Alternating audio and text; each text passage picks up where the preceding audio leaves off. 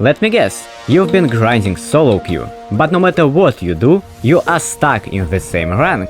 Some games feel unwinnable, teammates int, and even when you get a lead, it somehow slips away. Sound familiar, doesn't it?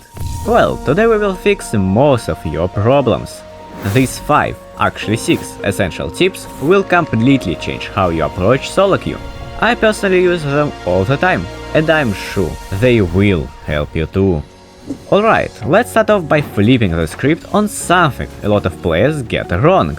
You don't have to play some high agency, super edgy 1v9 carry champion every game. I know, it's hard to resist the urge to pick Zed and pretend you're Faker from Season 3, but hear me out. When your team already has champions like Naafiri, Olaf and Evelyn, the last thing you need is another squishy champion that only looks good in highlight reels. Instead, what actually wins games? Utility, crowd control, wave neutralizing power. Champions that let your carries do their jobs while keeping the team stable. I know, it's tempting to look in that extra damage dealer and go for the montage plays, but trust me, sometimes picking a strong front line or an engaged support will skyrocket your win rate way more than forcing yourself onto another carry. Next up, we are gonna talk about jungle prediction. If you've ever died to a gank and thought, where did he come from? This one is for you. You can actually predict the enemy jungler's location just by watching his first clear.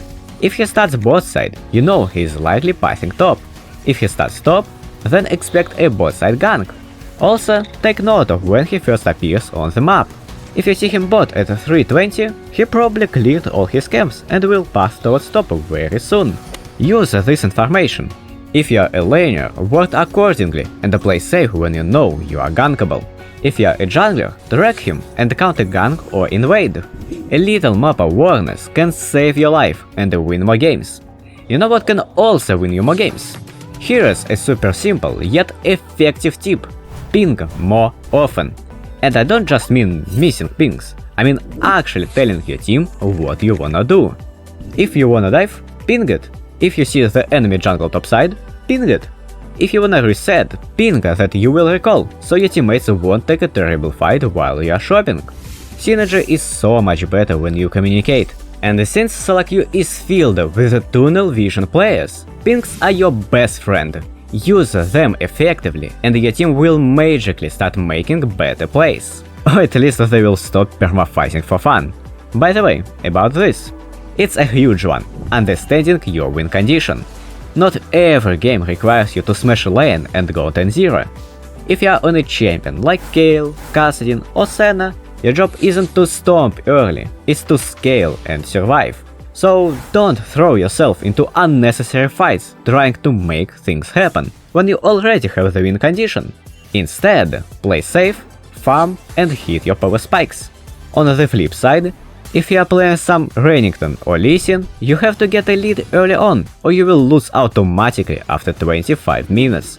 Recognizing how your team wins will prevent you from taking fights that don't make sense and keep you focused on what actually matters.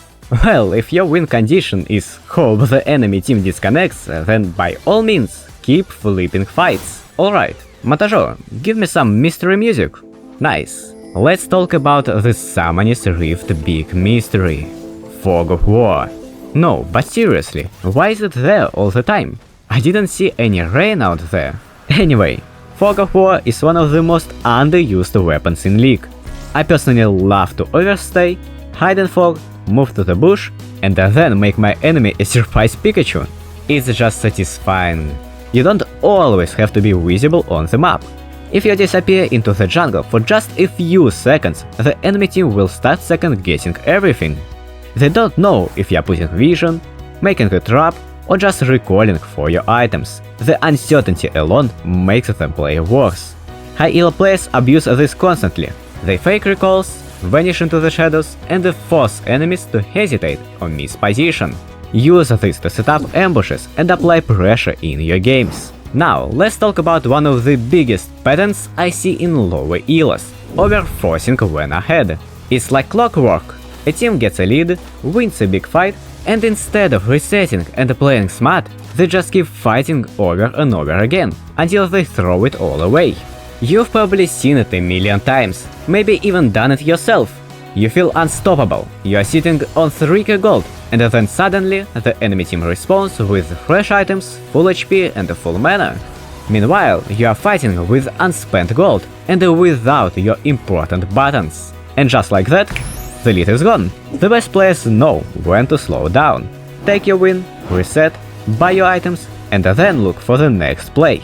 That's how you turn a lead into a guaranteed victory, instead of throwing it away, like it's a solo queue tradition. If you wanna learn more game losing mistakes that you are probably making without even realizing it, check out my video on the top 3 mistakes right here. Trust me, fixing those will level up your gameplay even more. Click like, subscribe button, and I will see you next week. Bye!